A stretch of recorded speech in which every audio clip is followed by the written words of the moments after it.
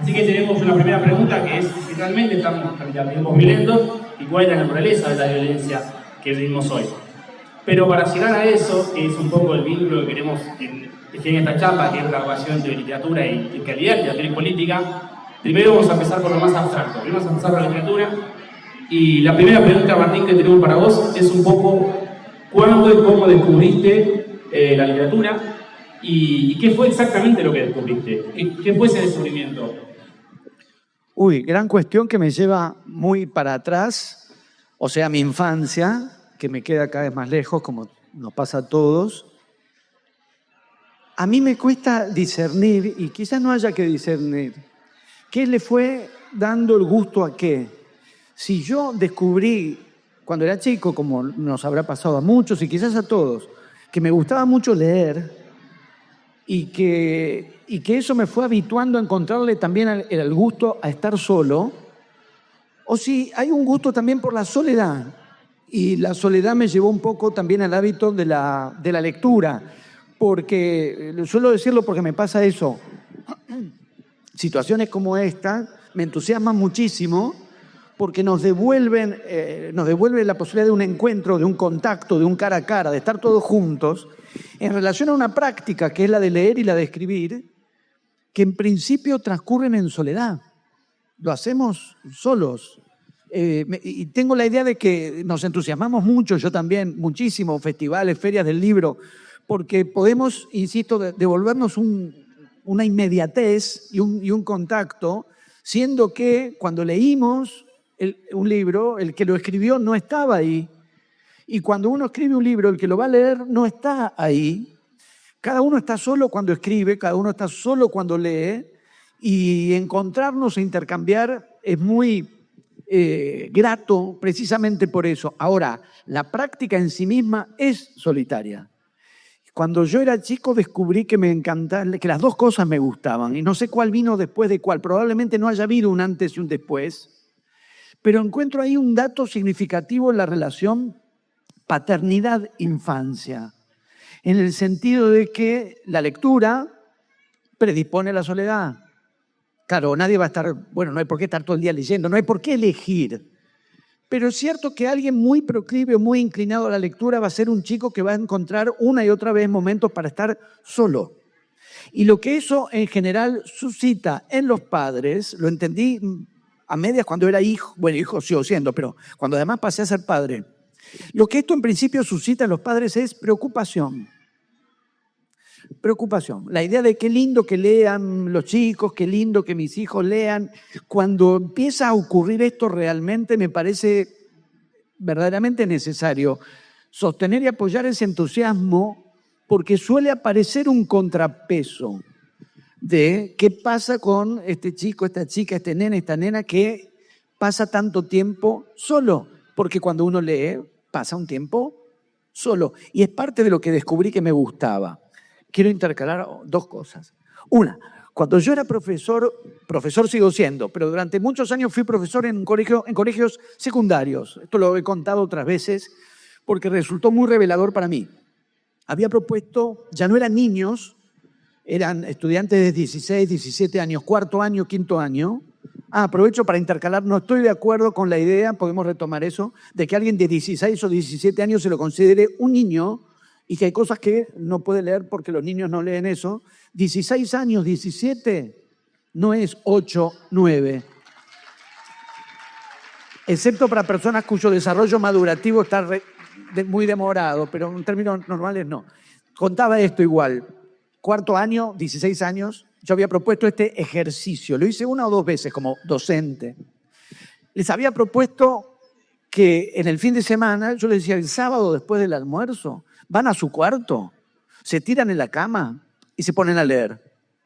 A leer un rato, agarrar un libro. Lo he dicho ya también, y como de algunos sospechaba que no iba a resultar, decía, agarren un libro y cuenten hasta 20 y pasen la página. O sea, que den la impresión de que están leyendo. Y el ejercicio apuntaba a lo siguiente, el ejercicio no era con los estudiantes, era con los padres. Y la pregunta era, díganme cuánto tiempo pasa ante esta escena antes de que se abra la puerta del cuarto, se asome mamá o se asome papá y le pregunte, ¿te pasa algo? Yo creo que tiene que ver con la soledad o con la relación entre lectura y soledad.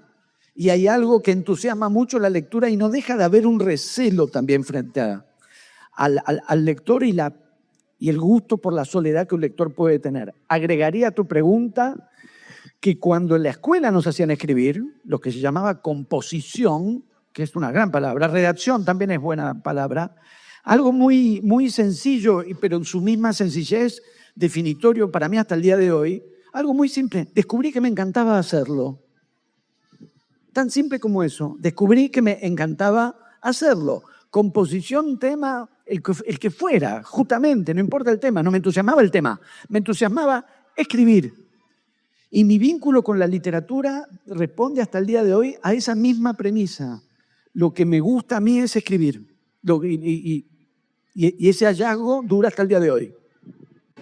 Y lo que sucede también con la literatura cuando uno lee, hay una idea como que de un mundo, como fuera un mundo fuera de este mundo, ¿no? Hay algo de otra realidad, hay algo de una vida fuera de la vida. Y creo que esa idea atraviesa gran parte de tus libros.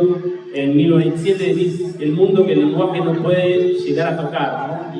Y quería preguntarte cuándo empezaste a abordar esa idea, cuándo descubriste, digamos, realmente que es un problema, que la literatura no pueda, el lenguaje no pueda tocar el mundo. Es un problema insoluble, lo cual nos permite relajarnos, porque como total es insoluble, porque al mismo tiempo esa formulación en principio indica una limitación y hasta podríamos decir una impotencia, pero puede haber una potencia en eso mismo que primero luce como impotencia, porque yo diría, o podríamos decir, justamente porque nunca va a terminar de alcanzarlo, es que nunca va a dejar de buscarlo. Justamente porque es inalcanzable, porque la palabra nunca va a terminar de decirlo todo, es que eso no nos lleva al silencio, al contrario, nos lleva a seguir diciendo.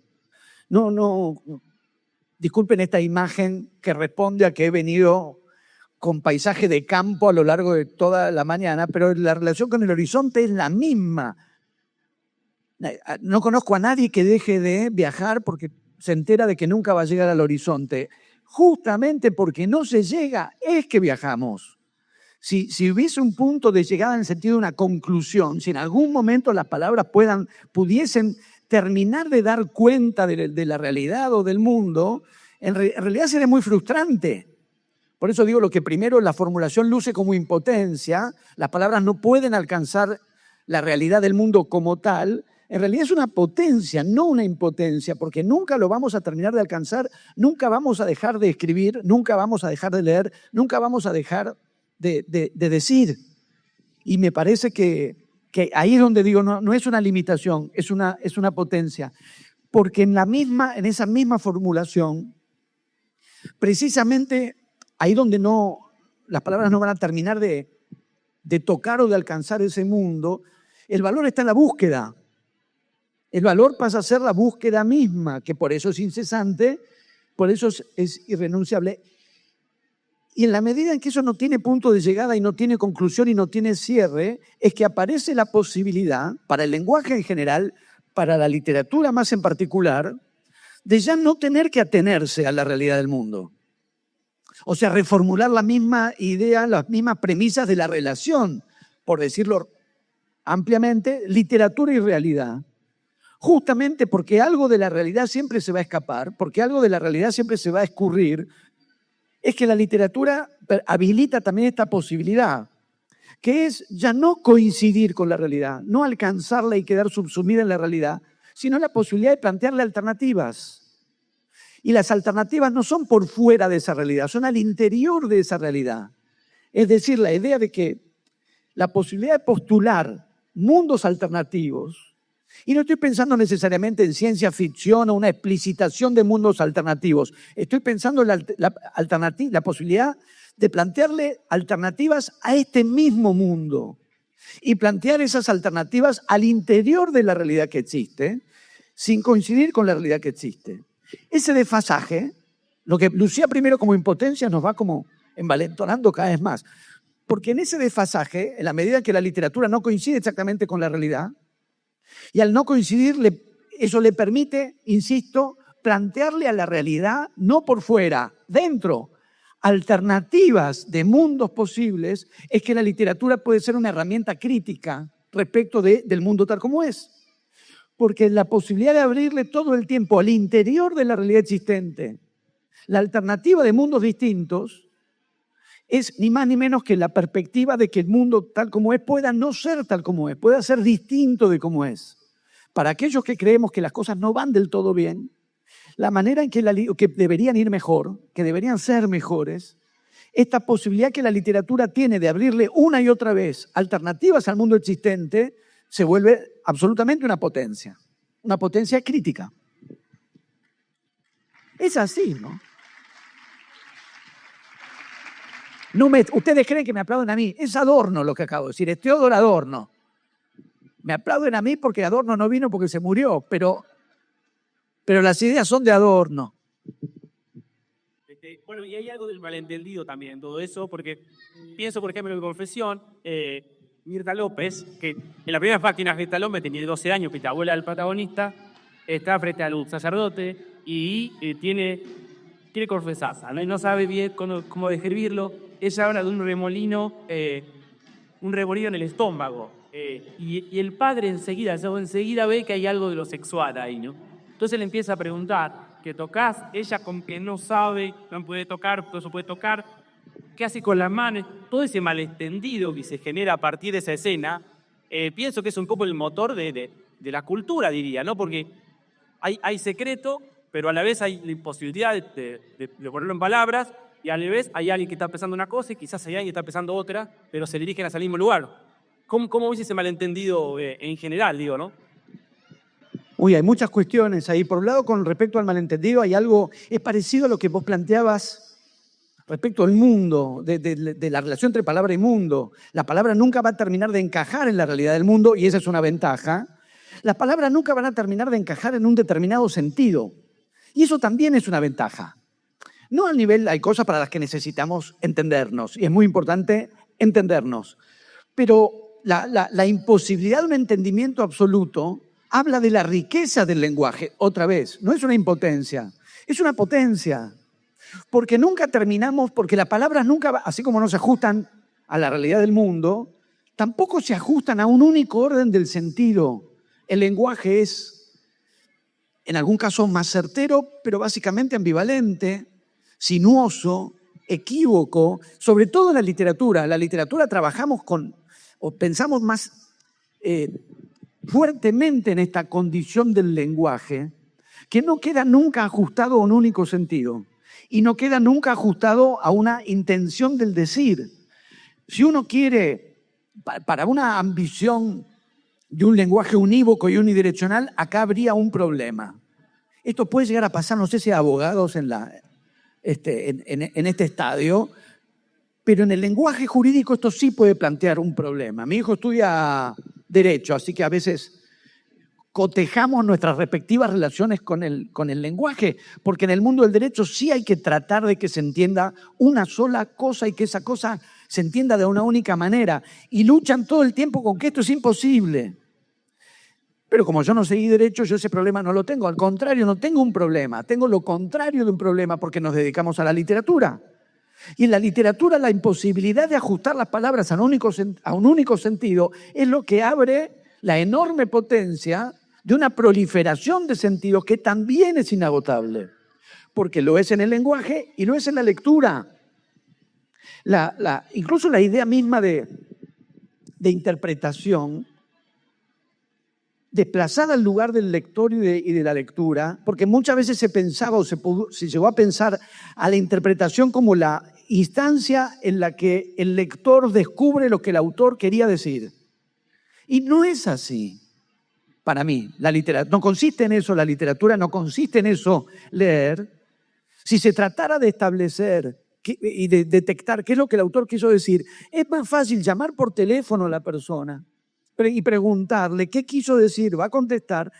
La literatura es mucho más amplia y mucho más rica que eso, porque primero, antes de que entre el lector en escena, y el lector es el que va a definir todo, esto es Barthes. Si aplauden, sepan que van a aplaudir a Barthes, no a mí. Antes incluso de que el lector entre en escena, ya hay un desfasaje y ya hay un corrimiento entre lo que uno quiere decir y lo que dice. Porque ya no hay coincidencia plena, y después además va a haber lectores, en el mejor de los casos. Pero antes, insisto, de que el lector entre en escena, no hay coincidencia total entre lo que uno quiere decir y lo que dice. Y eso es lo extraordinario de la literatura, y por eso no serviría de nada llamar por teléfono al escritor o mirarlo cara a cara y preguntarle qué quiso decir, porque un texto literario, ningún texto, tampoco el literario, queda nunca reducido a la intención del decir. Siempre decimos más y menos, pero sobre todo más de lo que queremos decir. Por eso, si tenemos la posibilidad, destinamos ese dinero que destinamos a recostarnos en un diván y a hablar para que alguien escuche psicoanálisis. Vieron que en el psicoanálisis la cuestión no es lo que te dice el analista. ¿Viste? Siempre te dices, ¿qué te dijo? ¿Qué te dijo? Y uno mismo dice, no sé qué me dijo, me parece, no te acordás bien qué te dijo. Y empezás a ver que la cuestión no es qué te dijo. Incluso a veces te dicen, le contestás, me dijo tal cosa. Y los amigos suelen decir, y yo te digo lo mismo y no te cobro nada. Mi mujer, que es psicoanalista, alguna de cuyas frases están en las paredes de este lugar, me ha dicho alguna vez, cuando los amigos te dicen, yo te digo lo mismo y no te cobro nada, y ella me dice, por eso no funciona, porque no te cobro nada.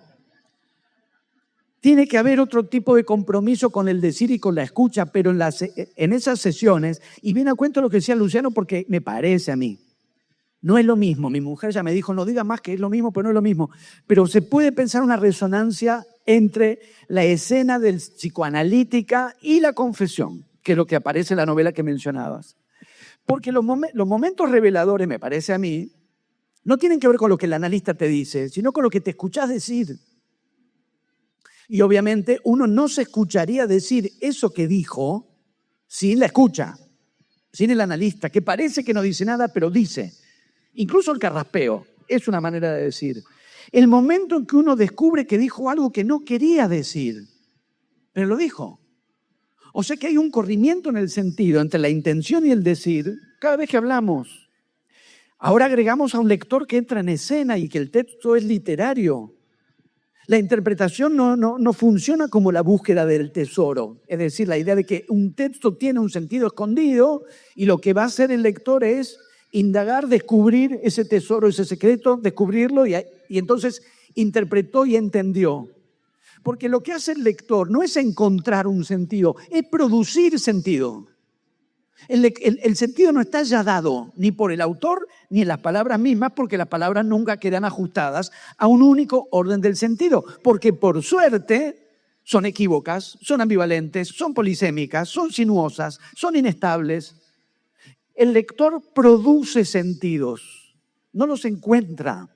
Claro que cuando los produce, esos sentidos tienen que estar en el texto. Están en el texto, pero no estaban antes de que ese lector leyera.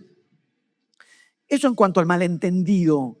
En realidad el malentendido, habría que pensarlo, a veces hay malentendidos, pero a veces el malentendido es lo que permite entender otra cosa.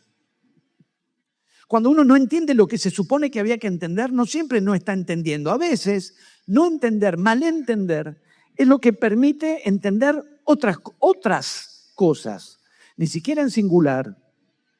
En relación a lo que comentabas, la novela Confesión empieza efectivamente con una historia ligada a confesiones de tipo eclesiásticas, y yo te diría que tiene que ver con dos corrimientos que podría mencionar rápidamente. Uno es la relación que tiene el personaje de la novela en la ciudad de Mercedes, acabo casi de pasar por ahí,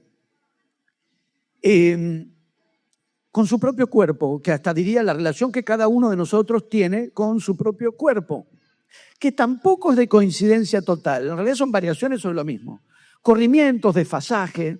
Claro que hay un contacto, claro que uno está ahí con su cuerpo, y donde uno va, viene el cuerpo, y donde el cuerpo va uno, lo que no quiere decir que haya una superposición o una coincidencia total. A veces queremos cosas que el cuerpo no quiere, a veces el cuerpo quiere cosas que nosotros no. A veces al cuerpo le pasan cosas que él sabe y nosotros no. No sabemos bien lo que le pasa, no lo que nos pasa como sujetos.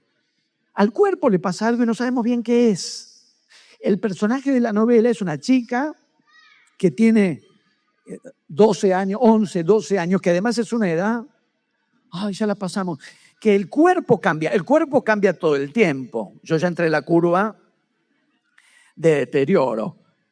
Pero esa etapa de los 11 a los 13, que el cuerpo cambia tanto y tan rápido y se alborota tanto, bueno, lo que le pasa al personaje de la novela la escena es, al cuerpo le pasan cosas y ella no sabe bien qué son. Y traté de disponer la escena de este modo. El lector sí se da cuenta de lo que le pasa, el personaje no se da cuenta de lo que le pasa a su cuerpo. Con lo cual está ella y su cuerpo y tenemos dos, diríamos, personajes en escena. Cuando escribí Ciencias Morales me doy cuenta que era parecido el armado. Lo que le pasa al personaje y lo que le pasa al cuerpo y lo que pasa entre los dos. Entra un tercero, entra un lector. En el sentido de alguien que va a escuchar el relato y va a analizar qué es lo que le pasa a ella y al cuerpo, que es el cura confesor. Yo no tengo esa experiencia, como suelo decir en estos casos, yo pertenezco a la casa matriz, pero conozco la filial. Y acabo de visitar acá la iglesia, me interesa muchísimo la escena de la confesión, porque lo que tiene en común con la escena del psicoanálisis y con el teléfono es que hay voz y hay escucha y no hay mirada. La escucha y la voz están muy cerca y lo que no hay es cara a cara. En el diván no hay cara a cara. En el confesionario no hay cara a cara. Y a la vez hay una fuerte proximidad de la palabra y de la escucha. Cuando la voz está tan cerca y la escucha está tan cerca, pero no hay rostro y no hay mirada, nuestra disposición a decir lo que nos disponemos a decir es mayor. Es mayor, por lo pronto la disposición a confesar. Pero el cura está pensado también un poco a partir de la figura de Arocena, el personaje de censor que está en Respiración Artificial de Ricardo Piglia. Porque vieron cómo son los censores, ven más de lo que hay. La idea de la ficción paranoica de Piglia tiene que ver con la condición del censor que ve más, porque es un paranoico. Entonces lo que pasa en la novela, en Confesión, es que hay cosas que a la chica que va al confesionario no se le habían ocurrido y se le ocurren al cura. Ella va porque le pasan cosas, no sabe bien, siente un remolino acá. También siente que el remolino acá baja en su cuerpo. Hasta ahí llega. El cura le pregunta, ¿y te tocas? Porque vieron que hablan en tú. No solo no se tocaba, no se le había ocurrido que pudiese tocarse. Pero ahora se le ocurrió, porque se le ocurrió al cura. Entonces ponen lo que no hay y lo hacen existir a la vez. Entonces me interesaba mucho todas esas instancias. El yo, el cuerpo, el deseo, la censura, la relación entre censura y deseo, la paranoia del censor y sus propios retorcimientos.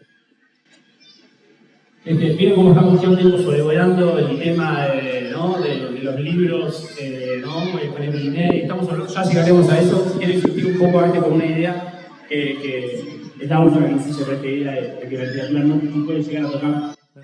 La relación de Javier Milei con los libros es muy interesante, los roba. Bueno, sí, los plagia. ¿Por qué plagia? Tan cuidadoso que se declara de la propiedad privada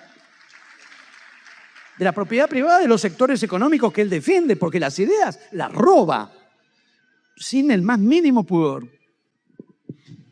No, cierro con esto y ya nos sentimos un poco, pero esta idea que el enojo mundo, que analizás más en Bolero, pensaba que era tan entendido para la pintura, para la literatura, pero también hay límites, ¿no? Claro. Y hay un momento donde decís, si el amor fuese algo que sucede en la vida, pensamos siempre en Bolero, ¿no? Porque cuando pensamos que el amor es del boleo, o desde la función del amor, digamos, cuando el amor no está, o lo queramos vanamente destruir, es lo mismo que morir, ¿no? Pero esa ficción es un poco, ocurre en la literatura, ocurre en otras artes, y ocurre básicamente en la vida como un apéndice casi, ¿no? Ay, el amor y uno suspira. Sí, porque entiendo me adhiero, participo de ese registro hiperbólico, del discurso amoroso. El libro Ojos Brujos está escrito a partir de letras de amor, de boleros, de canciones de amor, de tangos de amor. El tango tiene mucho más, no siempre es el macho viril, que muy a menudo es lo contrario.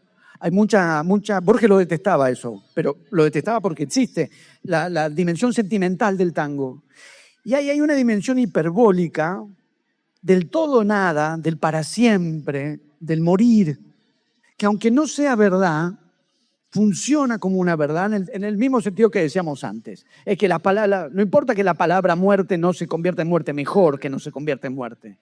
Pero como palabra, que no va a llegar nunca a aún no llegando nunca a ese objeto, o a ese hecho, o a ese acto, se vive con la intensidad que una palabra puede tener.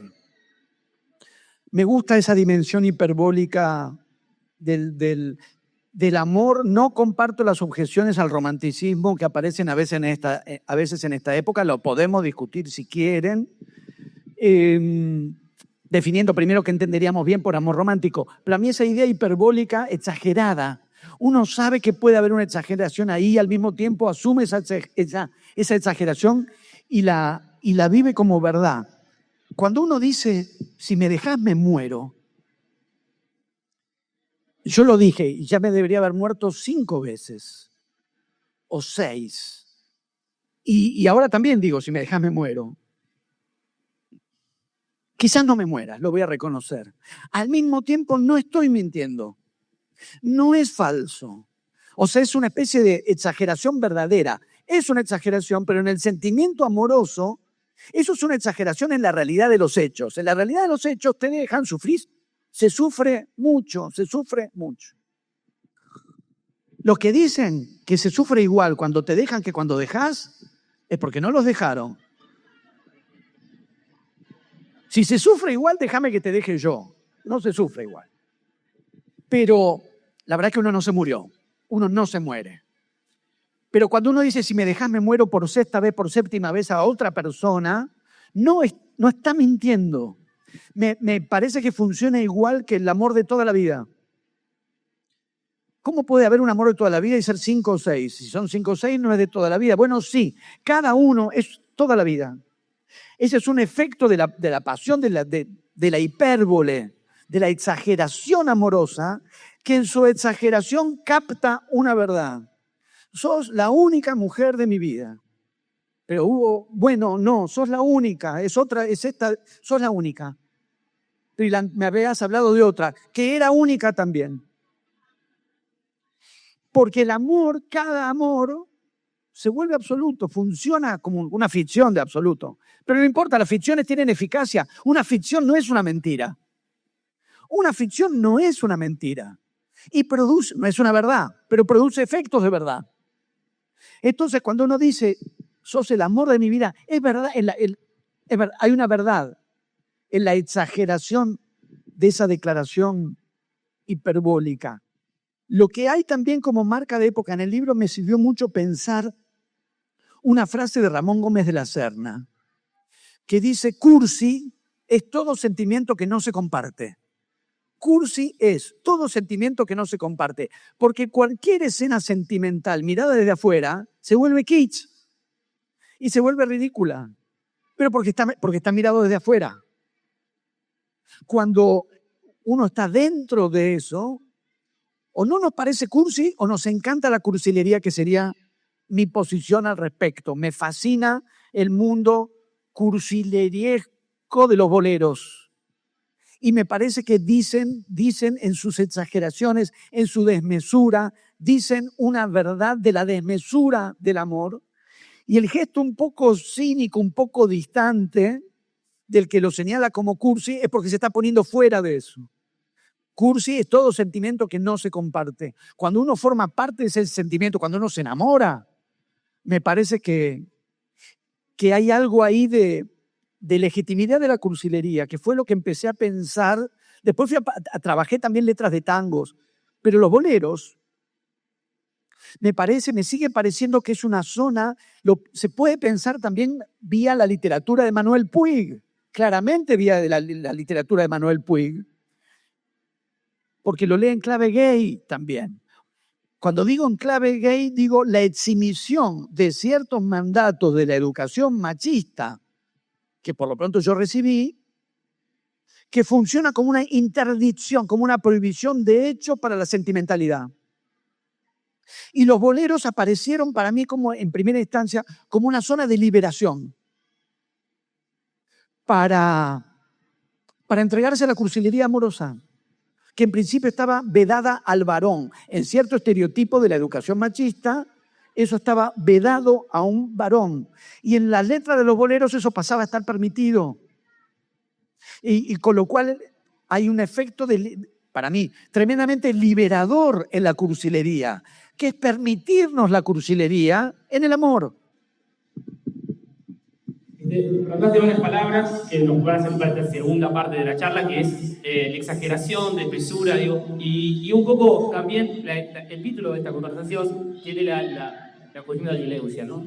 Y hay algo de la desmesura, de la exageración, pero quizás no la haya, ¿no? Entonces la pregunta también es, ¿qué tan violentos son estos tiempos? ¿Qué tan exagerados, qué tan desmesurados? ¿Y qué naturaleza tiene esa violencia, ¿no? Porque uno piensa en la violencia, piensa en el golpe, pero la violencia no es solo eso. Y para que haya un golpe, para que algo haya habilitado un golpe, primero tuvo que producirse, ¿no? Algo del orden del discurso, algo de orden simbólico quizás. Así que un poco pensar esto, ¿no? ¿Cuál es la naturaleza de la violencia y si crees que es un tiempo violento? Coincido que hay violencia y coincido que es preciso interrogar las características de cada violencia. La que nos toca en este tiempo no es una de las más graves que nos han tocado vivir como argentinos.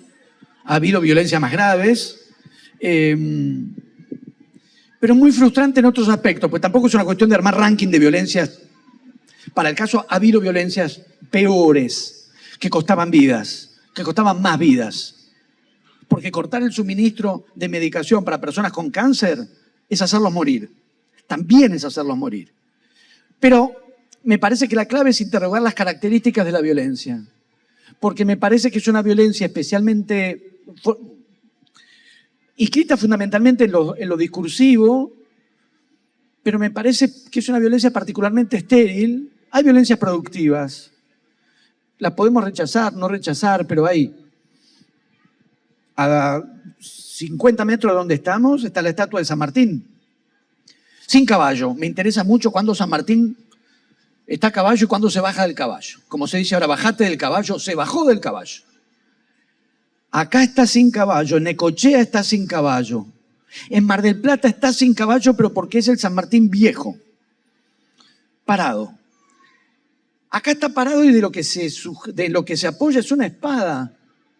Bueno, es el santo de la espada de Ricardo Rojas, pero la espada es un instrumento de violencia. Es un instrumento de violencia. Y después ya sabrán que tienen el busto de Rosas del otro lado y cuando se enumera aquello por lo cual se exalta Rosas, como no soy rosista voy a decir tampoco había tanto para exaltar, una de las cosas que se mencionan fue el receptor del sable corvo de San Martín. Un sable es también un instrumento de violencia. Pero es la violencia que le dio la libertad a estos países. Es la violencia que habilitó la posibilidad de la independencia y la posibilidad de emanciparse de la colonia española, bueno, lo que ya sabemos desde el colegio. Hay violencias y violencias. Incluso si uno se pronunciara, no es mi caso, en contra de todas las violencias, no por eso no cabe la necesidad o la posibilidad de diferenciarlas. Y alguien que diga, yo estoy en contra de toda la violencia, perfecto, estará en contra de toda violencia. Eso no quiere decir que toda la violencia sea la misma. La violencia de estos tiempos, lo más frustrante para mí, es lo estúpida que es, lo estéril que es, lo chata que es, lo improductiva que es. Porque, voy a poner un ejemplo alto. La retórica de Nietzsche, de Friedrich Nietzsche, hay ley ornichata. También hay una cara de violencia allí. Pero que uno se queda pensando al cabo de 10 páginas de Nietzsche. Esa virulencia, la virulencia de esa retórica, hace el carácter estimulante de Arquetá cuestionando, rompiendo ideas, haciendo quedando muy vehementes para discutir ideas y para plantear otras ideas. La chatura contemporánea me parece especialmente frustrante porque es un tipo de violencia que no permite ni siquiera la discusión. Volviendo a decir, ¿violencia de qué tipo? Uno puede recorrer fuertes polémicas en la escuela argentina, que estaban bastante cargadas o que pudieron estar cargadas de violencia. Puedo contar una cosa, esto se filma, se graba, esto no lo pongo. Una vez había una historia que circulaba respecto de dos grandes intelectuales. Uno era Murena y otro era David Viñas. Y lo que se decía era que en una mesa de debate, por algo no nos han vuelto jala, lo te voy a contar ahora, igual entre nosotros lo te voy a contar, no iba a ocurrir de ningún modo.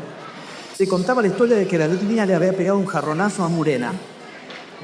Estamos hablando de dos intelectuales de altísimo nivel. Murena fue el primer traductor al castellano de Walter Benjamin. Y David Viñas fue David Viñas, un gran escritor. Una vez me tocó laburar en un jurado de un concurso.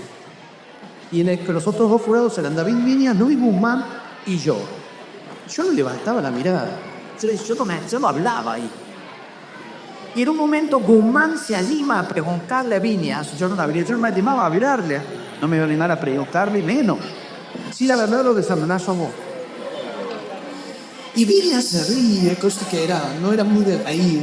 Yo cursé mucho tiempo con Viñas, lo admiro mucho.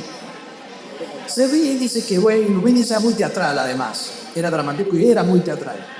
Que lo que él decidió, estaban discutiendo, sube de tono la discusión y Viñas decide levantar la jarra de agua y tirarle agua en la cara a Murena. Y dice, cuando levanto la jarra me doy cuenta de que está vacía. Y dijo Viñas, pues iba a quedar como un boludo. Con la jarra en la mano, entonces sin más remedio, desapareció un poco. No hay que hacerlo, los jóvenes no peguen jarronazos. Pero, en la escalada de un debate de ideas, que se puso muy álgido, y es una violencia, que si quieren no lo llamemos violencia, vehemencia propia de los debates, propia de las discusiones. Cuando pienso en la violencia discursiva que domina este tiempo, no es absoluto, pero predomina. Cuando pienso en la violencia del discurso que predomina en este tiempo, me resulta especialmente frustrante y me resulta especialmente estéril, porque no responde a la escalada de las discusiones, impide las discusiones. Uno puede discutir con otro porque no estamos de acuerdo y te vas subiendo la temperatura y puede haber efectivamente una subida de tono en el debate. En un debate de ideas, por eso pensaba en Nietzsche, porque acabo de ver un libro, porque es una gran referencia, de alguien que daba su discusión en un tono muy alto. Llevaba su registro a un tono muy alto para discutir ideas. Lo que está pasando actualmente no es eso, es lo contrario. Es un modo de la violencia verbal que impide la discusión. Porque si el aporte que el interlocutor hace es insultarte, ¿cuál es la discusión ahí? Si vos planteas una cosa y alguien contesta, no, acá hay un error por tal motivo, y la siguiente intervención son unos imbéciles, ¿cuál es la discusión ahí? No hay discusión ahí. No solo no hay discusión, impide la discusión. Si alguien plantea algo y el otro le explica, que el siguiente paso, por no decir el primero, sea el insulto, no forma parte del debate, impide el debate. Y me parece que es una época tremendamente encarnizada en la violencia verbal y absolutamente vaciada del debate posible, lo cual yo empecé a pensar esto. Porque muchas veces por ahí hay una cierta inclinación, yo trato de no tenerla, a pensar que las discusiones o los intercambios verbales tienen que llegar al consenso y al acuerdo. A veces sí, bienvenido sea cuando hay consenso y hay acuerdo, pero uno a veces discute y la discusión no es para ponerse de acuerdo, es para discutir. Porque cuando uno discute, pone en fricción las ideas, tiene que contemplar y considerar las ideas del otro. Para discutir con el otro, tiene que ver cuáles son sus ideas. Y para discutírsela tenés que ver dónde funcionan y dónde está la falla. Pero el otro está haciendo lo mismo con tus ideas. Entonces también tenés que revisar las zonas de consistencia o las zonas débiles de tus propias ideas y pulir esa elaboración para discutir con el otro. Con lo cual no importa que no se llegue a un acuerdo, no importa que no haya una confluencia en el consenso. Esa discusión, esas definiciones son muy enriquecedoras para quienes participan de ellas y para quienes asistimos, leemos un debate, leemos una polémica, vemos una polémica por televisión. Esa puja de ideas, incluso si sube de tono y se pone violenta, funciona y es muy enriquecedora. La violencia de estos días impide la discusión e impide la elaboración de ideas, impide que las ideas que alguien tiene queden expuestas y sometidas a luchar con las ideas del otro. Porque se empieza por el insulto y se termina por el insulto. Insulto de calificación, de denigración. Cuando digo insulto no estoy pensando en una especie de cuidado de la pureza del idioma para que no haya mala palabra, porque a veces la palabra no tiene que ver con que sean buenas o malas, como dijo Fontana Rosa alguna vez, sino con que sean pertinentes o no sean pertinentes. La palabra tiene que ser la palabra que va en ese lugar. No estoy pensando en el insulto como suponer que lo problemático del insulto es que hay mala palabra. Lo problemático del insulto es el hábito social de la denigración. Y allí sí me parece que aparece otro problema de estos tiempos y de las características de la violencia de estos tiempos, que nos hemos ido adecuando con la denigración. Y también al verse denigrado. Y eso me parece a mí como indicio y estado de cosas en la sociedad, no me parece alentador, me parece muy desalentador. No solo la disposición a denigrar, a basurear, pensando esto y ser insultar. No debemos pasar lo comentado una vez. No debe pasar un día entero para nosotros, sí que al menos asistamos como testigos a la escena en la que alguien está siendo agredido, vituperado, denigrado. No debemos pasar el día entero sin al menos asistir a la escena de una denigración. De manera que la denigración se ha convertido en parte de nuestra vida, de nuestros días cotidianos. La hemos naturalizado y me parece que no es una buena señal, porque es una señal de un cierto estado de cosas. ¿Qué es?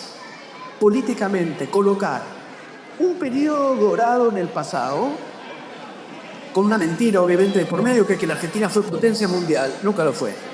Un pasado glorioso, la Argentina potencia mundial. Mentira, pero se dice. Un futuro glorioso, que en 30, a veces son 30, a veces 40, a veces 45, vamos a ser potencia mundial otra vez, y un presente de denigración. Esa manera de disponer la temporalidad por parte del discurso político del Estado en este momento, pasado glorioso, futuro glorioso, presente de denigración. Asumir ese presente de denigración, sentirnos, sabernos, asumirnos basureados cotidianamente por el poder del Estado, nos dispone a soportar cosas que realmente no tendríamos por qué soportar. Entonces me parece que hay un giro que ya no le llamaría ni violencia ni malas palabras, le llamaría instalar un hábito social de denigración, donde lo que más me llama la atención es la disposición del denigrado a ser denigrado. La sumisión del denigrado que se deja denigrar. Frente a lo cual uno pondría algo que llamaría simplemente dignidad. Dignidad. Si te han dicho públicamente que mataste niños, lo cual es clarísimo, hacerlo y decirlo. ¿Cómo aceptás después un cargo por la persona que te dijo semejante cosa? Sin nunca retractarse. Después dijo, no eran varios, era uno, cantaron muy bien, también es horrible. A uno. Es horrible. Hemos escuchado eso. Se ha dicho eso. Eso ha sido dicho. Eso ha sido aceptado por la persona de la que se dijo eso. Lo aceptó. Se dejó decir. Se dejó rebajar. Se dejó denigrar. Ya no sé qué es más grave. Si es verdad y la designó por asesino. Y si no era verdad y se dejó decir, también es grave.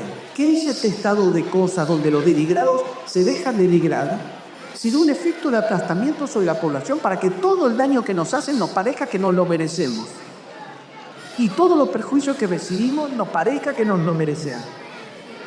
Entonces me parece que hay algo que no es contra la violencia, sino contra esta violencia estéril, aplastante, chata y ente hábito de la denigración, de la que me parece que convendría salirnos para recuperar un espacio de dignidad y decir, lo que hacemos son trabajos, no son curros.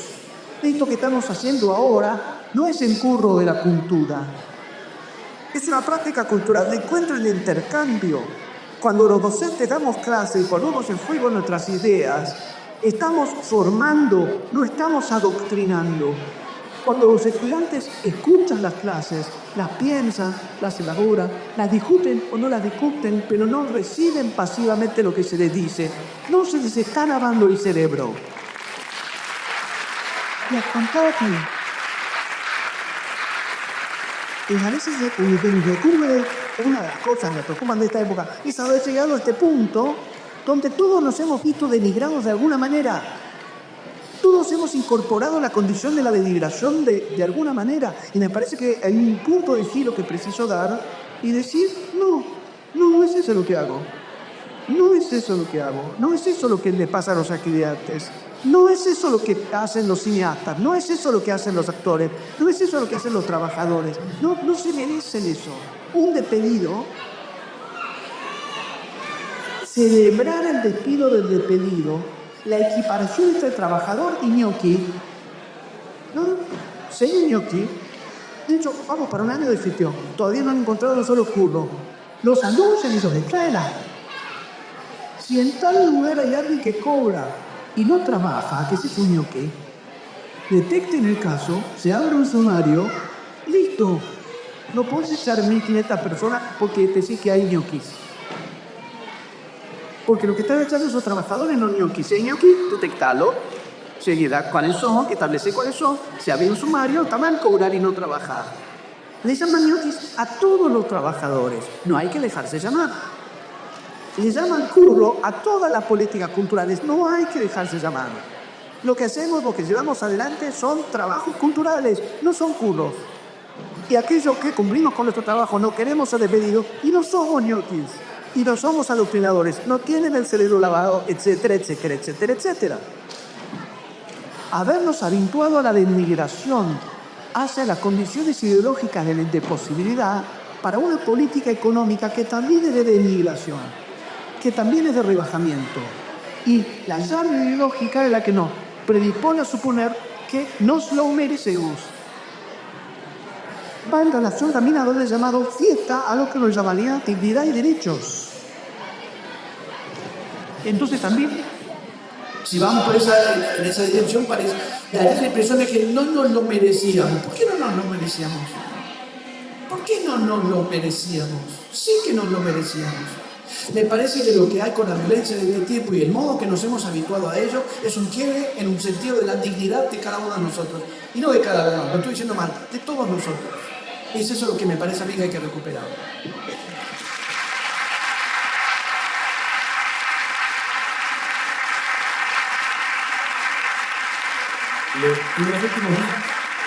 Los últimos días ha sido una polémica que nos interpela más porque tiene que ver con la literatura, pero no deja de ser otra de tantas polémicas, ¿no? Que ahora vamos a escuchar a Dolores Reyes, que es un poco protagonista de esta cuestión, porque uno de su libro, Come Tierra, entró en una lista donde forman parte de lecturas en las escuelas públicas de la provincia de Buenos Aires, y se armó una especie de persecución a partir de ese libro, porque tiene algunas escenas sexuales.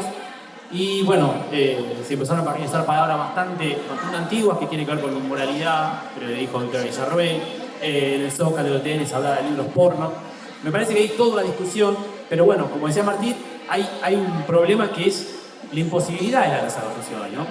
Y yo quería preguntarte también si ves ahí alguna posibilidad de que emprendieron una discusión, y si ves una posibilidad más allá de la limitación que claramente ocurre, de empoderar a la literatura, es decir, de que la literatura empiece a ocupar un rol más activo, por lo menos en este episodio.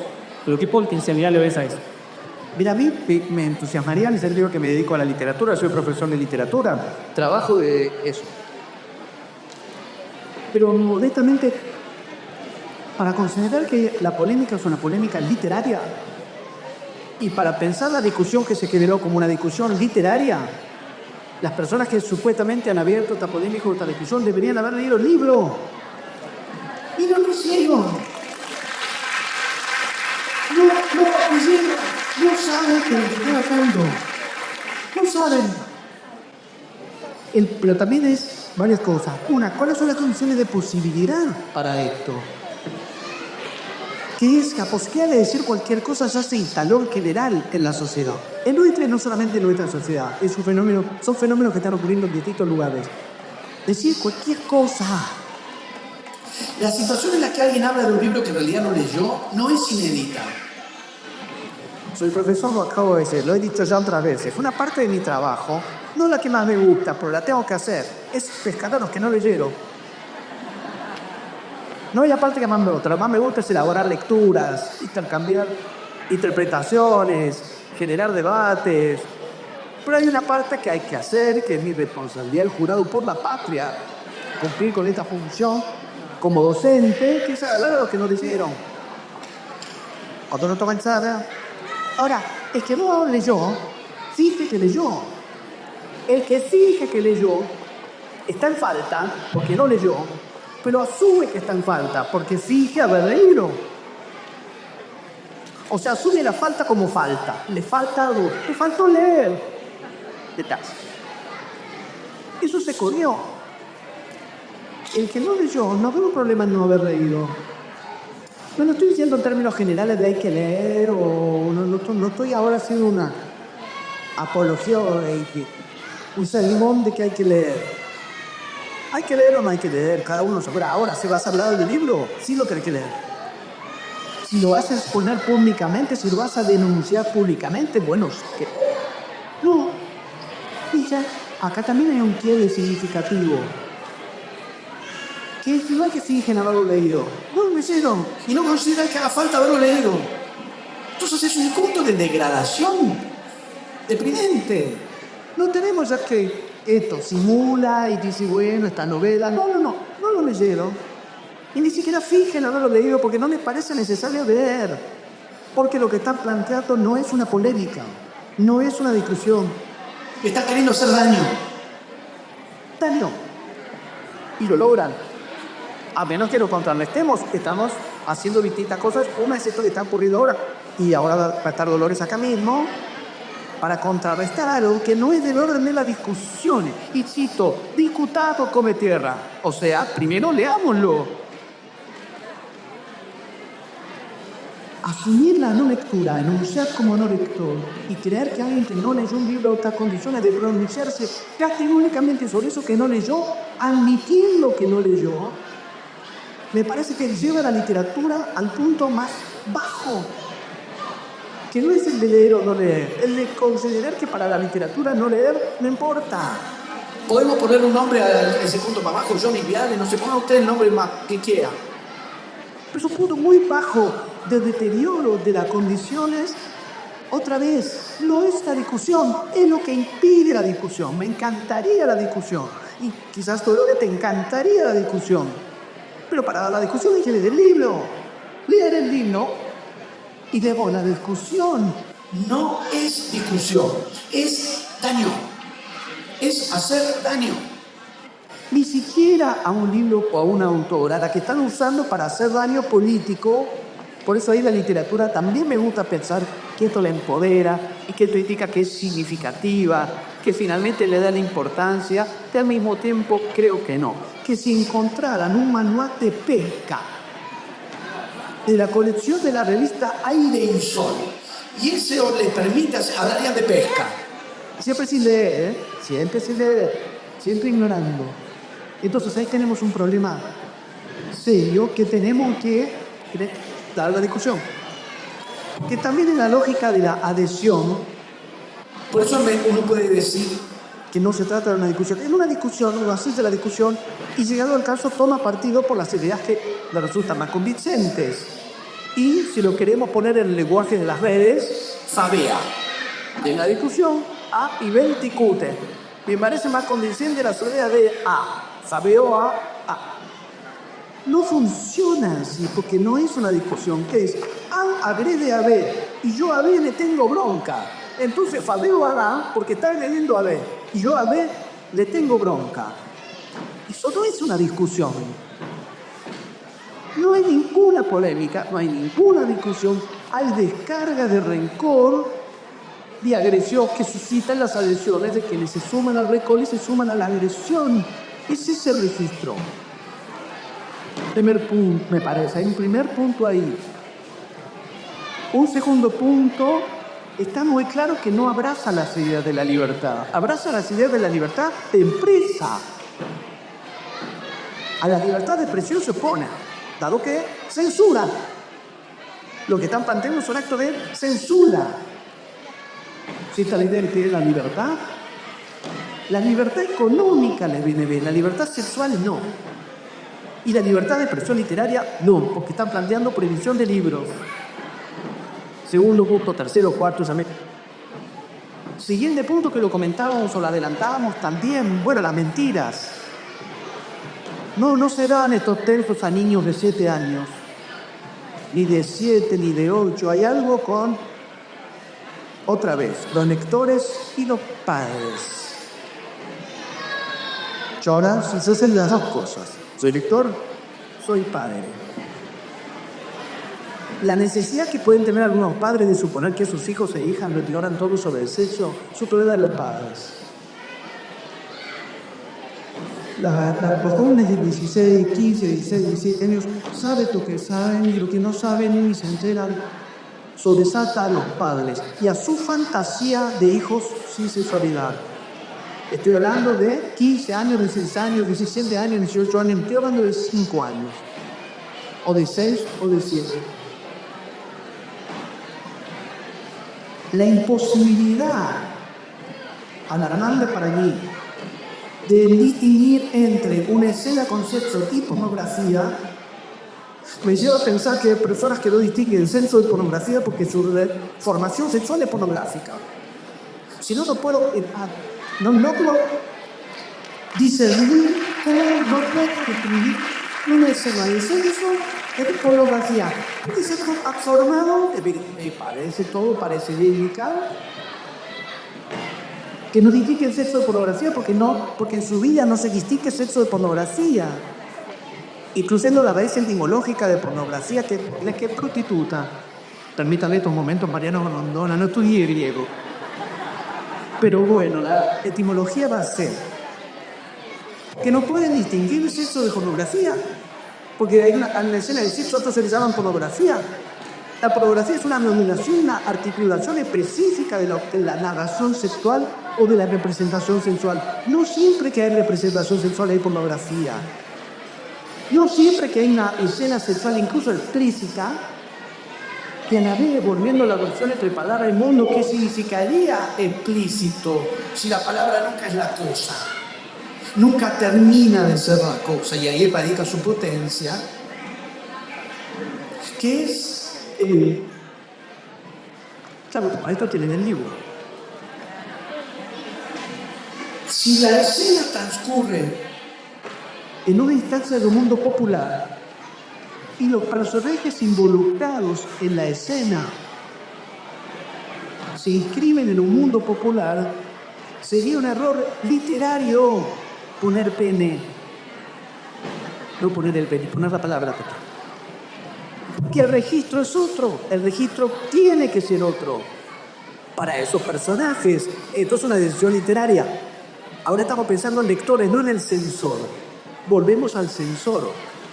Volvemos al el censor paranoico de Peglia o el cura de, más modestamente, de la novela Confesión, que pone sus propios fantasmas turbulentos en una escena de deseo. El registro tiene que ser ese, porque los personajes son de un mundo en el que el registro es ese. Es una decisión literaria que solo se puede advertir leyendo la novela. Pero estamos hablando con los que...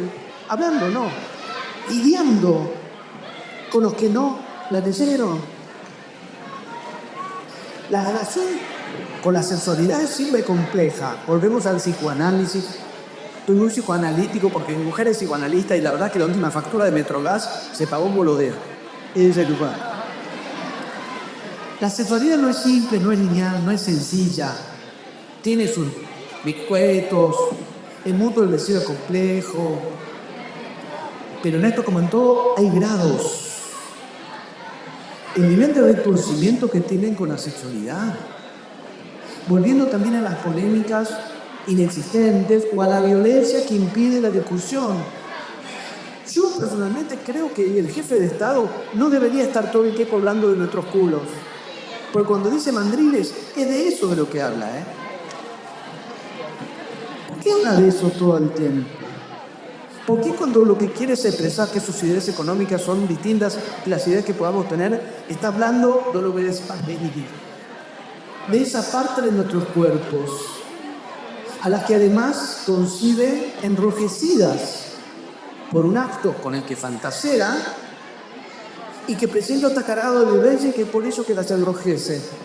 Está hablando de eso todos los días. El jefe de Estado habla de eso todos los días.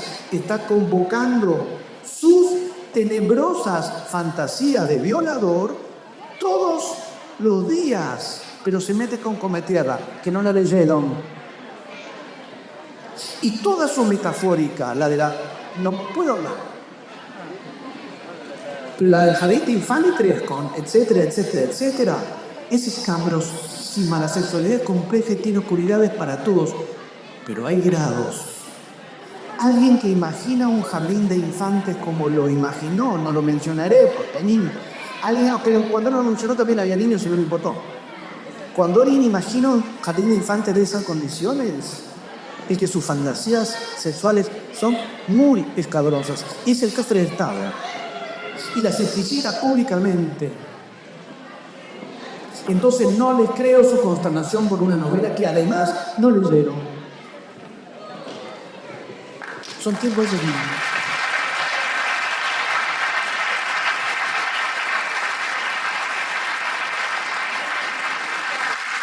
Bueno, y también, o sea, para profundizar un poco en esto, porque hay una retórica muy grande de revolución, ¿no? Podríamos pensar así, una retórica revolucionaria muy grande.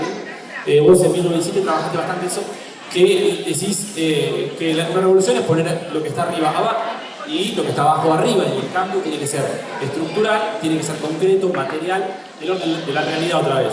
Sin embargo, lo que vemos es que lo que está arriba sigue más arriba, lo que está abajo baja. Pero hay algo del discurso, del orden del discurso, que se exacerba tremendamente, y es un poco también la pregunta de por qué irrumpe esto del orden del discurso. Hace unos años hablábamos en una entrevista, me acuerdo, del gobierno de Mauricio Macri, y vos mencionabas que el presidente hablaba de la ideología como si fuera una enfermedad, ¿no? Había como un terror a la ideología, ¿no? Como él pretendía que no tenía una. Sin embargo, acá hay algo completamente, ¿no? ¿En cuántos años? En 8 años, 6, 7 años, ocurrió lo contrario, ¿no? Algo totalmente drástico, que la ideología está completamente presente, ¿no? Y es muy curioso porque, ¿no? La idea esta de Cometierra, digamos, o de muchas polémicas, es sacar la política, ¿no? Es tratar de mantener zonas impolutas. ¿Qué fue lo que pasó o por dónde crees que son las claves para entender esta exacerbación ideológica cuando hace pocos años se la ocultaba? Uy, grandes cuestiones en lo que planteas. Lo primero que me aparece otra vez es la idea de libertad, en el sentido que, insisto, cuando no hay libertad de mercado para que los poderosos, para los que trabajan, porque si no son empleados. Ni siquiera es Macri, que era... Bueno, Macri tampoco era un empresario. Hay también Macri no es empresario, es el hijo de un empresario. El empresario era Franco. Mauricio era el hijo de Franco. ¿Cuál es la empresa de Mauricio? Si Franco lo puso en una, lo puso en dos y lo sacó. Ahí donde los padres saben qué hijo tocó. La libertad que deciden es libertad de empresa. La libertad ligada al deseo los odoriza.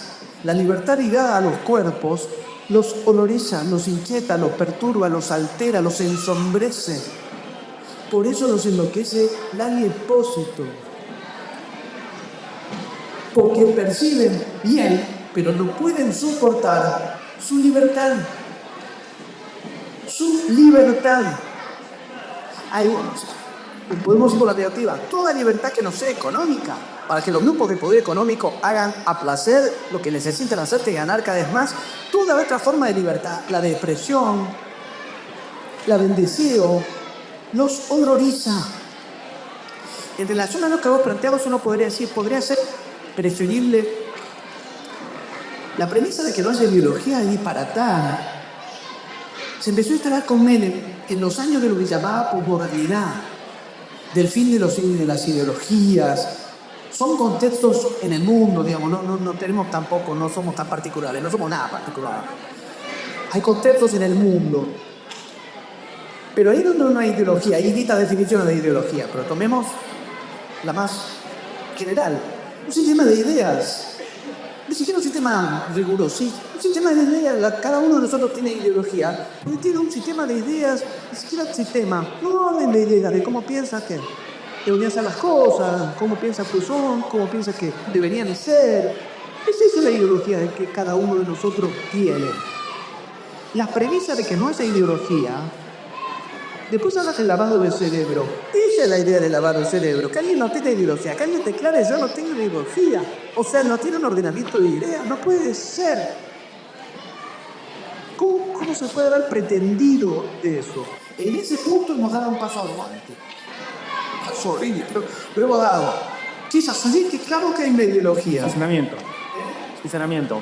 Claro, al menos se transparenta que sí hay una ideología de por medio. ¿Cómo podría no haberla? Hemos tenido un jefe de Estado con un proyecto que obviamente era ideológico, pero claro, ¿cómo no va a ser ideológico? Si no hay ni respaldo en un sistema de ideas por detrás de una política, ¿cómo van a gobernar? Claro que había una ideología, te falta para mi gusto, la había. Dado cuando la hay, mejor que quede claro que la hay y no que se pretenda que no hay ideología. Como se han dicho por otra parte, la premisa de que no haya ideología es una ideología. Un mundo sin ideologías es una ideología. Obviamente, por eso un sistema de ideas sobre cómo debería ser el mundo. Debería ser sin ideas. Pero eso es una idea de cómo debería ser el mundo. Claro que hay ideología. Se explicita. Mejor que se explicite. Ahora, las características de esta ideología que se explicita tienen ciertos dados muy particulares que cobra la forma de un dogma. Un sistema de ideas, por eso es tan interesante estudiar sistemas ideológicos. Los sistemas ideológicos cualquier sistema de ideas, la literatura, la sociedad social, lo político, lo que sea, tiene puntos en los que funciona y puntos en los que no funciona, y es fascinante.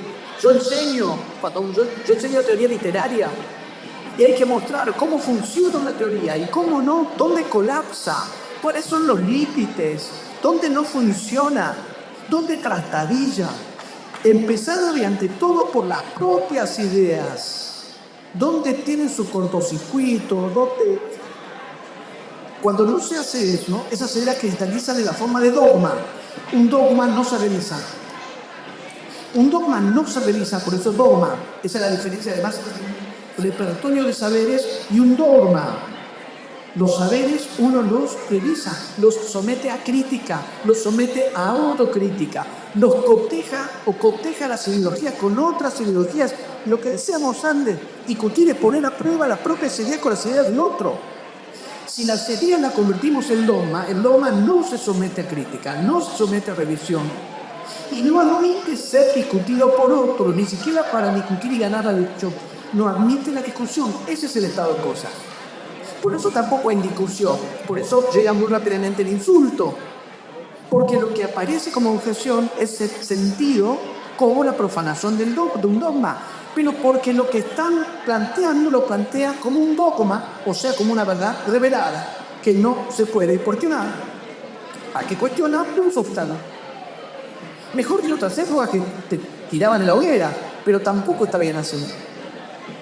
Pensando en esto que dije, claro, por eso dice que los docentes adoctrinamos. Porque además de todo lo que dijimos antes y otras veces, para suponer que un docente, porque dice lo que piensa, o porque tratea saberes y está adoctrinando, hay que suponer que eso que piensa o eso que pone en juego con un saber es una doctrina. Si no suponemos que hay una doctrina, no hay adoctrinamiento. Y los saberes no tienen por qué ser una doctrina. Si uno los presenta como falibles, incluso los saberes que uno respalda, lo que uno sostiene. Si uno no lo sostiene dogmáticamente, o sea, está dispuesto a la revisión crítica de esos saberes, y hay a la atribución posible de su ideología, no hay doctrina. Como ellos tienen, o como el presidente de la República, jefe de Estado, tiene esa relación con una escuela austríaca, para él es un dogma. Para esos, ahí sí hay una doctrina para él. Por eso no hacen a discutirla. Y a todo el que se opone le dicen de comunista cuca. Descubrí que la palabra nunca, cuando hago cuca, ahora significa no me cae bien. Porque simplemente le aparece a alguien, no le parece bien, le dice cucas, heritas, no es kirchneritas, si lo fue, si no lo fue, si es marxistas, no, es cuca porque te cae mal. O sea que ya ni siquiera es una palabra política, cuca. Agrede como agrede el defensor de un dogma a quien toca el dogma. Porque si eso fuera un saber o fuera asumido como una ideología no dogmática, debería de ponerse a discusión. Y no se dispone, agrede, insulta. Entonces tenemos este problema con esta ideología, que se la sostiene como un credo dogmático. Por eso es toda una secuencia de aparentes razonamientos, que en el fondo no lo son, con una serie de datos que en realidad son falsos y que tienen su punto de culminación falsamente argumental en la fuerza del cielo. Todo el desarrollo encuentra su punto de partida, su punto de llegada en la fuerza del cielo, que es lo mismo que decir esto que yo digo, ¿verdad? Porque te lo dice Dios. Porque él cree que Dios le habla. Hay mucha gente que cree que Dios le habla, chicos. Cuando hablan. Hay gente que le pasa eso. Es mejor que no cede a la jefatura del Estado. Si ocurre, como ocurrió, bueno, hay que lidiar con eso, pero su palabra no es sagrada. La escuela austríaca es una escuela económica y una teoría económica como hay otras, y los estudiosos de la economía no la toman en serio. O sea, estamos en problemas. Porque tenemos a alguien que considera que un saber es indiscutible, dogmáticamente, un poco místicamente, porque también tiene raptos místicos, y traba con ese saber una relación mística, no admite cuestionamiento, y cuando uno se sale de esa fila dice, chicos, pues yo no me dedico a la economía, sé que yo empecé a preocupar, sí, esta escuela, no, está colapsada, nadie la toma en serio, es un fiasco, es un fracaso. No es cierto que no se enseñe, y de verdad que en económica no se enseña, sí, se enseña para decir, miren, este disparate. La idea, disculpen los compañeros empresarios que haya aquí, la idea es que el empresario es un benefactor de la humanidad, porque nos da mejores servicios al mejor precio. ¿Realmente te parece que es eso lo que nos pasa? Llegará un día, confío que llegue dentro de mucho tiempo, que digo, ¿se acuerdan de la pavada esa? De los benefactores de la humanidad. Y la idea de que el trabajador es cooperador del explotador. Entonces yo te diría particularmente entenderles que justamente no resisten un debate. Se vuelven dogma. Y al que no suscribe, lo apalea. Lo apalean así sea discursivamente. Como el procedimiento es ese, no importa la formación de los saberes económicos que alguien tiene. No importa. Hay que apalear, hay que dañar, hay que lastimar, hay que agredir. No importa qué dijo Keynes. No importa. No hay una discusión con la teoría keynesiana de la economía. Hay que agredir a los keynesianos. Hay que dañar a los que digan esa teoría, ni siquiera refutarla. ¿Cómo se daña cometido? Como se daña quien haya que dañar. Estamos en una lógica de dañar con la adhesión de los que se regocijan con el daño. Y es una escena particularmente carente de debates. Es una de las épocas que yo recuerdo, tengo casi 60 años, de menor volumen de debates en la sociedad. porque todas las condiciones que hacen posible un debate están siendo suprimidas. Por lo pronto, y volviendo a la pregunta, no estamos pudiendo discutir come tierra. ¿Cómo la vamos a discutir si los que plantean la discusión no la leyeron? Hay que decirle a Johnny Viale, pienso en Johnny Viale porque es el último que vi, que si eso que él agarra y aprieta fuerte, lo agarra de este modo, no así, sino mete un dedo, las hojas del medio se separan una de otra y puede pasar una tras otra. Y en un recorrido visual, sintagmático, de izquierda a derecha, las letras hacen sentido. Y eso se llama leer, hacen sentidos. Ustedes están acá, yo también, en una feria del libro. Nos interesan los libros y estamos teniendo que lidiar con gente que se jacta de no leer. No que no leen, se ufanan de no leer. Esa es la disputa que estamos dando. Es muy básica. Eso es lo penoso. Es muy básica. Agrego una cosa, pero porque me voy como deprimiendo. No los quiero deprimir. Hablando de ferias del libro, la Argentina retiró su representación de la Feria del Libro de Frankfurt, en Alemania, que es una feria muy importante para el mundo editorial. Después de 62 años, 62, saqué cuentas, porque como están obsesionados con el kirchnerismo, están fuertemente obsesionados con el kirchnerismo, y no logran pensar en otra cosa que en el kirchnerismo. Y cuando algo no es ni kirchnerismo ni no kirchnerismo, le llaman kirchnerismo, porque solo pueden pensar en el kirchnerismo. Yo entiendo esa reacción revulsiva, porque a mí me pasa lo mismo con Marcelo Gallardo. Pero lo transmito en casa, yo te amo, como es mi parte energúmena, no voy por la vida, no propongo una política de Estado con esta zona mía, más bien básica. ¿Cómo le pegaba a Gallardo a la pelota? Mal. ¿Qué ganó? Nada. Bueno, no estoy en condiciones de debatir, justamente, estoy muy enceguecido. Entonces reaccionan a lo que llaman kirchnerismo, que ya no se sabe qué es. Kirchnerismo es algo que odian y bajo cuya lógica lo piensan todo y se vuelve muy difícil dar una discusión por fuera de esa lógica, para los que no participamos de esa lógica. Entonces quitan la representación argentina de la Feria de Frankfurt, donde el kirchnerismo, pero el kirchnerismo no, porque era desde hace 62 años que la Argentina, consecutivos, que la Argentina tenía presencia en la Feria del Libro de Frankfurt, entre otras. Tomemos ese ejemplo. Lo que me llevó a pensar, sacando cuentas sencillas, porque yo tengo 57, sumé 5, dije, o sea que durante la dictadura militar, que obviamente es por definición más atroz e incomparablemente atroz respecto de cualquier gobierno democrático, hecha esa fundamental distinción, pero hasta la dictadura mantuvieron la representación argentina en la Feria de Frankfurt, porque 62 años incluye esos años. Probablemente porque los militares, siendo muy brutos, porque lo eran, no todos, esos, sabiendo que lo eran, tenían el pudor del que no quiere pasar por bruto. Che, no vamos a sacar la representación argentina de la Feria de Frankfurt porque vamos a quedar como unos brutos, que es lo que somos. Así que vamos a mantener la representación argentina en la Feria de Frankfurt para que no parezca que somos brutos, que es lo que somos. Pero ese pudor, quitemos bruto, el pudor del que no sabe, se perdió el pudor.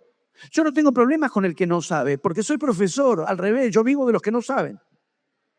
Me gusta en clase muchas veces, hablando de Adorno, que ya lo mencioné, Adorno es re difícil, es muy genial, es muy difícil. Me gusta empezar la clase y decir, hay que leer tal capítulo, lo leen, llegamos a la clase, ¿entendieron? No, me alegro.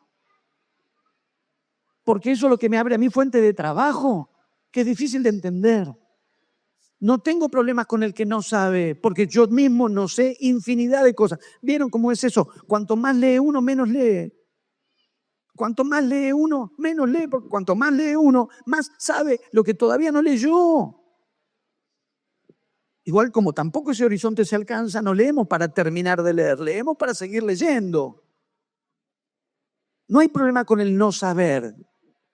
No hay nada más estimulante que no saber. Para uno mismo y para un docente no hay nada más estimulante que lo que el otro no sabe. Ahí es donde se arma la escena de enseñanza y aprendizaje, con lo que no se sabe. Pero ¿qué pasa cuando el que no sabe está orgulloso de no saber?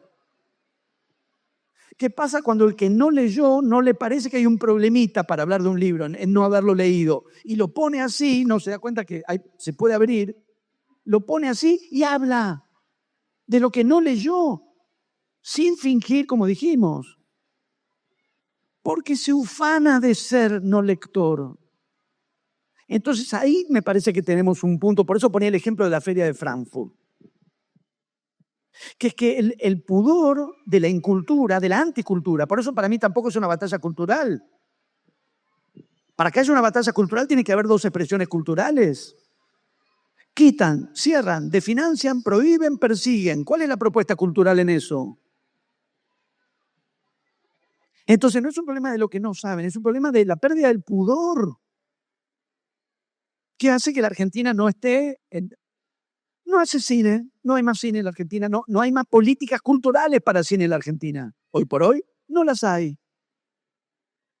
Un país en el que, mal o bien, con los problemas que tenemos y las desgracias que tenemos, que no son pocas, pero las expresiones de la cultura argentina tienen cosas muy valiosas. El cine argentino tiene expresiones muy valiosas. Vuelvo a lo que decía antes, la literatura argentina tiene expresiones muy valiosas. Borges ganó el Premio Nacional de Literatura. Hoy a eso le llamarían curro. Y a Borges nadie le planteó que ese premio que ganó... Bueno, hace falta decir que Borges se lo merecía. No, pero hace falta decir que no le plantearon nada sobre los niños pobres de Formosa. Porque a nadie se le ocurrió usar a los niños pobres de Formosa para dañar la producción cultural del país. Hay que estimular la producción cultural del país y hay que resolver el problema del hambre de los niños de Formosa, a los que matan cada vez más de hambre y además recortan las políticas culturales. O sea que no era una cosa o la otra. O sea, estamos en un punto especialmente degradado de la discusión. Bueno, se pasó volando, así que muchas gracias, Martín. Ay, a ustedes. Gracias, Luciano, y gracias por recibirme.